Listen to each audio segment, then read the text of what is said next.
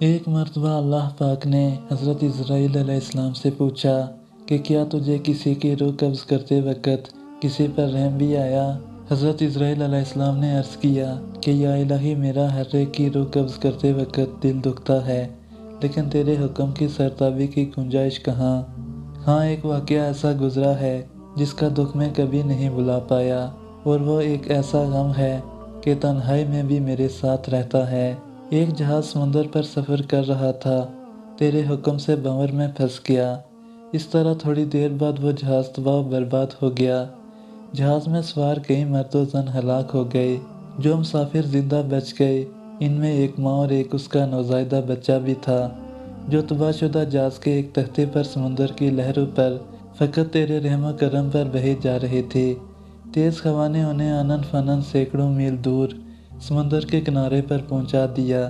میں ماں اور بیٹے کے بچ جانے پر بہت خوش ہوا۔ اسی لمحے تیرا حکم ہوا کہ اس ماں کی روح کو قبض کر لو۔ اے خدا، میں نے تیرے حکم کی تعمیل کی۔ تو خوب جانتا ہے کہ تیرا یہ حکم پا کر میرا کلیجہ کانپ گیا تھا، اور جب میں نے اس دودھ پیتے بچے کو اس کی ماں سے جدا کیا تھا، اب وہ بات یاد آئی ہے تو میری آنکھیں بھیگ گئی ہیں۔ اللہ پاک نے پھر پوچھا کہ کیا تجھے معلوم ہے کہ بعد میں اس بچے کی پرورش کہاں اور کس طرح ہوتی رہی؟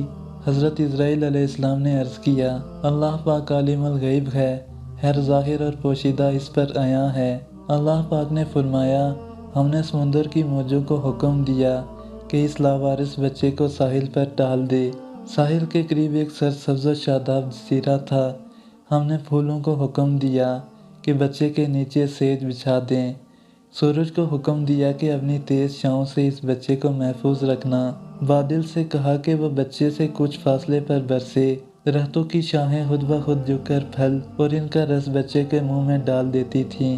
ایک شیرنی کو ہم نے ڈیوٹی لگا دی جو اسے دودھ پلاتی تھی، اور شیرنی کے خوف سے دیگر جانور بھی بچے سے دور رہتے تھے۔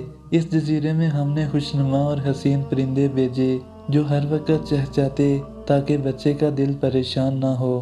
ہوا کو ہم نے حکم دیا کہ اس پر آہستہ آہستہ گزرے تاکہ اسے تکلیف نہ ہو۔ یوں وہ تنہا اور بے یار و مددگار بچہ پرورش پا کر خوب صحت مند اور بہادر ہو گیا۔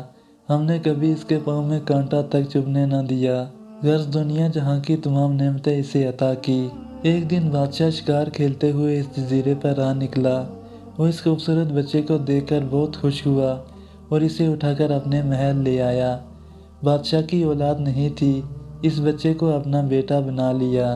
بادشاہ کے مرنے کے بعد وہ اکیلا تخت و تاج کا مالک بن گیا۔ غرور و تکبر سے ہمارے بندوں پر ظلم کرنے لگا۔ ایسا سرکش نکلا کہ خود خدا بن بیٹھا، اپنے بت بنوا کر انہیں سجدے کروانے لگا۔ خاکہ و پتلا ہمارے شریک بن بیٹھا۔ آخر ہم نے اس کی بہتری کے لیے اپنے خلیل حضرت ابراہیم علیہ السلام کو اس کے پاس بھیجا، لیکن اس نے انہیں بھی آگ میں ڈال دیا۔ اسرائیل علیہ السلام نے عرض کیا، اے مخلوقات کے خالق، تیرے اسرار تو خود ہی جانے۔ میں اس بچے کی حالت سے بے خبر ہونے کی وجہ سے دل میں ملال لاتا رہا۔ اے اسرائیل علیہ السلام، کیا اس بچے نے میرا شکر ادا کیا؟ دیگر لوگوں کے لیے تو ماں باپ کی تربیت حجاب بن جاتی ہے، لیکن اس نالائق نے تو بلا واسطہ ہم سے موتی پائے تھے۔ وہ بچہ نمرود بن کر اس وقت ایک بڑے ملک کا بادشاہ ہے، اور اس نے میرے خلیل حضرت ابراہیم علیہ السلام کو آگ کے الاؤ میں جھونکا ہے، اور اب خدائی کا دعویٰ کر کے لوگوں کو میری راہ سے ہٹاتا ہے، اور اپنا حکم نہ ماننے والوں کو سخت عذاب دیتا ہے۔